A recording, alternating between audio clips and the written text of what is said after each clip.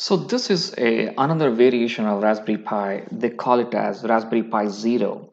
So Raspberry Pi Zero actually is a smaller version of Raspberry Pi with less compute power and less input output options, but the GPIO pin remains the same. So as you can see, let me just go back and pull my pen. So these are the GPIOs which we could use to control the external sensors.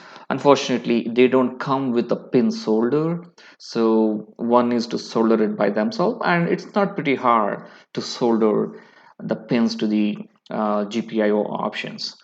And having said that, Raspberry Pi Zero has two options, one with the Wi-Fi, one without the Wi-Fi. The one with the Wi-Fi $10, and the one without the Wi-Fi is comes to around $5.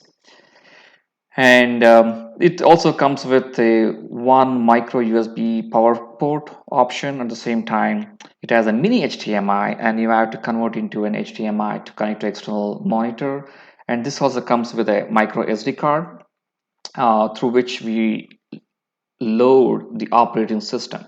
And I would say like what you can do with Raspberry Pi, the bigger version, you can pretty much you can do the same thing with Raspberry Pi Zero version as well. And these are very small. These are like 6.4 centimeters and 2.5 centimeters.